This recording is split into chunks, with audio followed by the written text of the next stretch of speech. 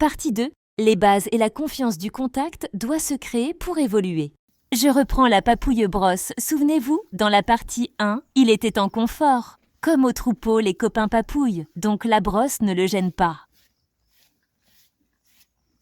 Je laisse encore un petit repas pour qu'il ait l'impression d'être en état naturel. Vous verrez par la suite que ça me permettra de le lâcher sans qu'il fuit.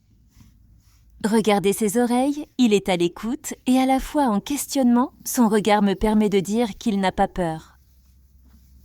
Je passe à la suite. Les pieds sur la partie 1, aucune fuite ou angoisse, donc cette fois, je cure les pieds en douceur. Je n'oublie pas d'utiliser des codes pour qu'ils soient en confort. Lors de la connexion en troupeau, j'utilise des mots comme « oui »,« c'est bien good » et toujours le sourire. C'est très important de leur parler. Les potocs en particulier peuvent être des petits chevaux difficiles si l'apprentissage est raté. Ici, je vais aller plus loin, monter plus haut le pied. Cependant, il est important de noter « attention avec les étirements ».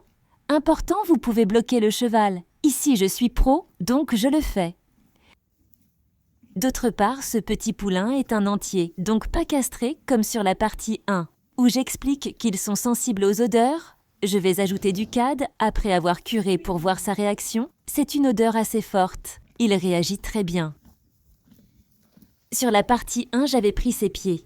Cependant, je note que cette fois, il me donne pratiquement pour certains pieds, c'est une très bonne évolution. Il est important de faire attention. Au troupeau, ils se servent des pieds pour se défendre, donc pas de mauvaise manipulation. Si c'est le cas, travaillez le toucher avant de prendre ses pieds. Je n'oublie pas de le féliciter. Je vais tenter un autre code, voir s'il comprend. Il a compris immédiatement en 2 séances. C'est un petit cheval qui fait totalement confiance. Encore une fois, on gratouille, on caresse pas, on gratte en troupeau, ils se mordillent, la caresse est un frôlement pour eux. C'est un geste qui peut coûter très cher selon la difficulté du cheval et sa désensibilisation. Je vais passer au talc, encore un test odeur. Toujours questionnement mais pas de fuite. Attention, j'observe toujours ses réactions, il peut se lever. Envoyer les postérieurs, ça peut être dangereux. Là, on peut voir qu'il n'est pas content, ses oreilles se plaquent, il commence à en avoir marre. Je vais donc le laisser sur un confort.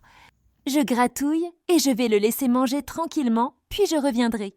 Il est important pendant les bases de ne pas braquer le cheval. Si le cheval en grandissant se braque, avec des difficultés de comportement voire agressif, tout est à reprendre depuis les bases.